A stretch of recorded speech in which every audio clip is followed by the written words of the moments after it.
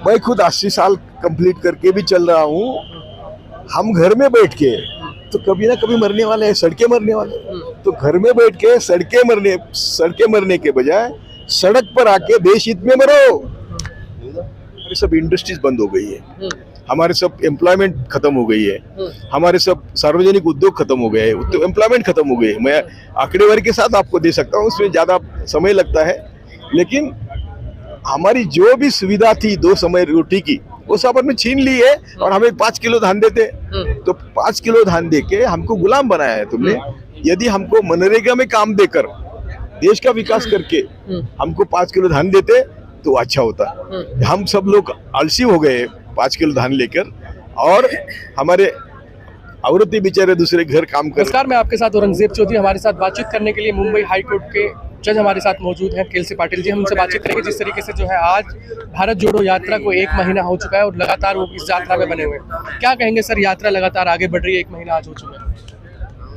नहीं, यात्रा बहुत महत्वपूर्ण है क्योंकि देश बहुत भयंकर संकट में है, और मैं तो 80 क्रॉस करके भी चल रहा हूँ। इसलिए चल रहा हूँ कि मैं सबको संदेश देना चाहता हूँ कि भाई जात पात धर्म छोड़ के यदि देश बचाना है तो हमें रास्ते पर आना होगा।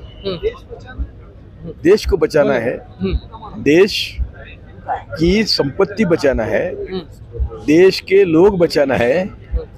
तो इसीलिए सिर्फ देश का मतलब देश के लोग। देश बचाना, किससे बचाना है देश? वही मैं बोलता हूँ, आगे बोल रहा हूँ कि कम्युनल फोर्सेस की हिस्ट्री आप लोग जानते नहीं, कोई जानता नहीं और बोलने को डरता है। ये नहीं डरता है। संघ की जो पॉलिसी है, आप जो गोलवलकर, टिळक, सावरकर पढ़ेंगे तो उनका कहना है कि हम देश के मालिक हैं, और आप सब लोग मीडिया के मालिक भी, वो सिर्फ 2 जून के रोटी के मालिक है। उनको ना संपत्ति का अधिकार चाहिए, ना पढ़ाई का अधिकार चाहिए, ना किसी पद पर बैठने का। उनको तो सरकारी कबूल नहीं ना, और कॉन्स्टिट्यूशन भी कबूल नहीं।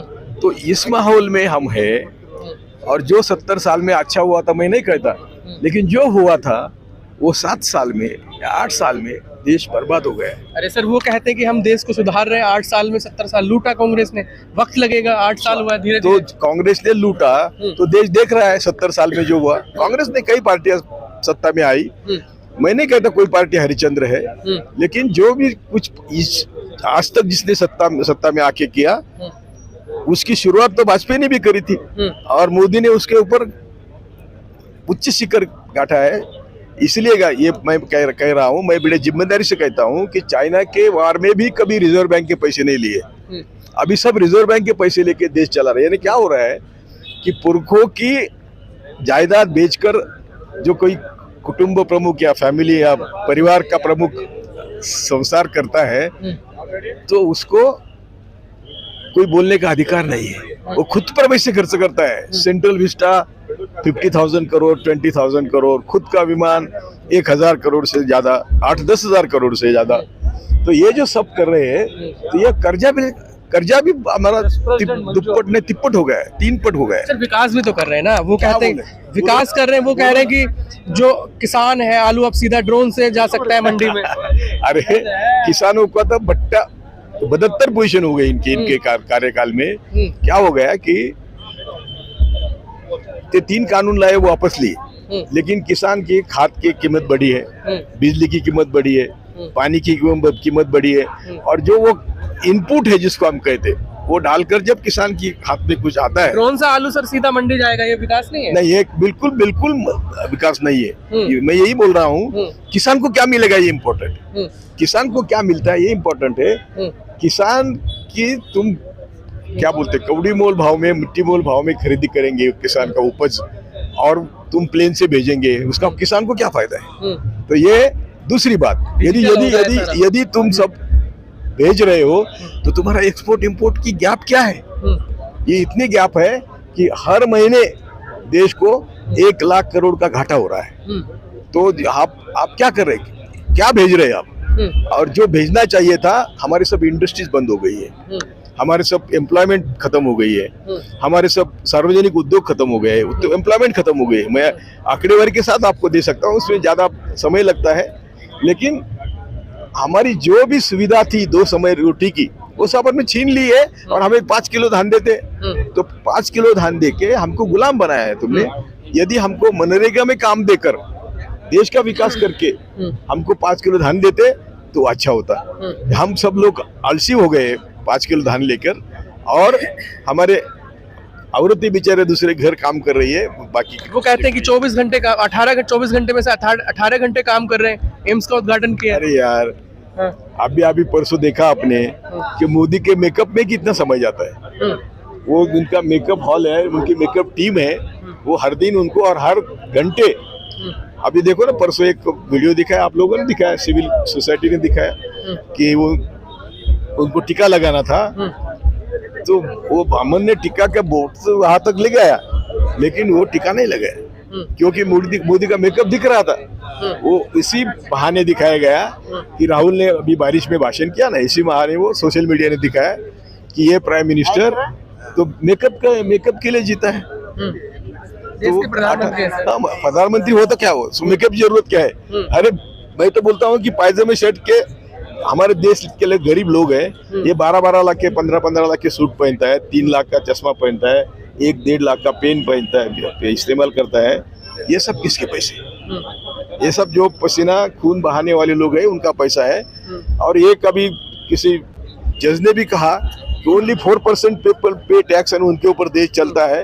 वो जज गधा है, उसको मालूम नहीं कि हमारी सब इकोनॉमी सभी शोषितों के ऊपर निर्भर है। सुबह हम उठते हैं, शाम तक जो भी खाते पीते सब पर हम टैक्स देते हैं। तो तिजोरी कौन भरता है? तो तिजोरी सामान्य आदमी भरता है, और जो भी अदानी अंबानी भी टैक्स देता है वो हमारे शोषण में लिए हुए पैसों से देता है। यानी सब तिजोरी हमारे शोषण से भरती है।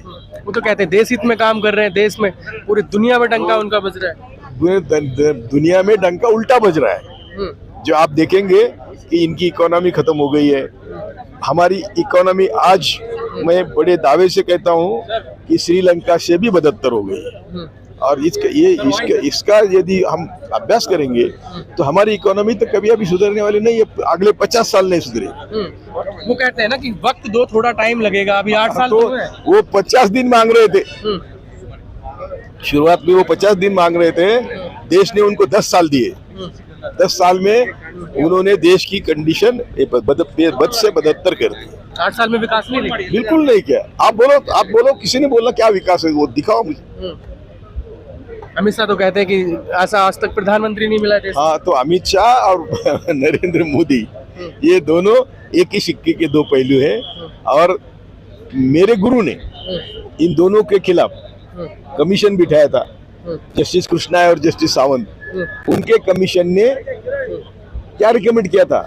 Modi and Shah and his friends should be prosecuted for mass murders and they should not be given any constitutional post during their lifetime. ये रिकमेंड किया था। और ये पद पर बैठे आज जिनको कॉन्स्टिट्यूशन पे कौन थे? सावंत और कृष्णा कौन थे? सावंत के खिलाफ ये टाइम्स नाउ ने एक फोटो गलत दिखाया था। सावंत ने सूट किया, सिविल सूट, सावंत को 100 करोड़ रुपए की कॉम्पेंसेशन दिया।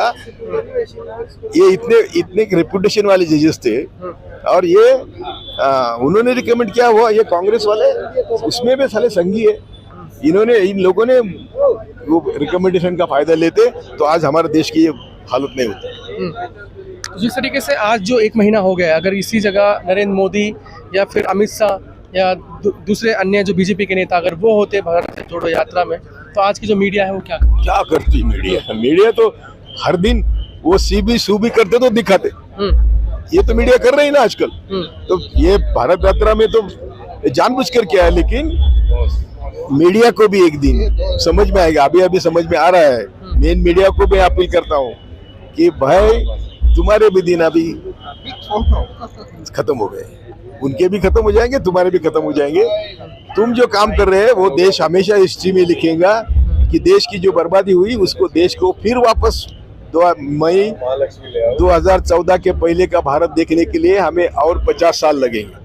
लेकिन उधर जो है आज तक के एंकर हैं सुधीर चौधरी, वो कहते हैं कि राहुल गांधी को इतिहास पढ़ना चाहिए, उनको इतिहास नहीं आता। अरे पहला मोदी को इतिहास पढ़ाओ।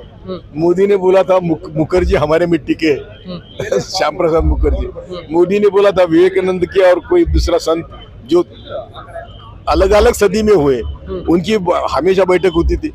और मोदी ने जो जो बातें करी उसका रिपीटेशन मैं करूंगा। तो राहुल गांधी बेचारा अच्छा बोलता है, सच्चा बोलता है, और मैं उनके फैमिली को जानता हूँ। उनके ग्रैंड माँ ने मुझे जज बनाया था, उनके फादर ने मेरे जजमेंट के कानून बनाए, और उनका फैमिली से रिश्ता है। वो फैमिली अच्छी है, साइकोपंस है कांग्रेस में, उनके घेराव में है वो, लेकिन वो फैमिली देश के हित में काम करेगी। अच्छा, अब जो यात्रा जारी है, 1 महीना हो चुका है, तो इससे क्या बदलाव हो सकता है देश? बदलाव तो दिख रहा है, आप देख रहे हैं अभी लाखों लोग रास्ते पर चल रहे हैं।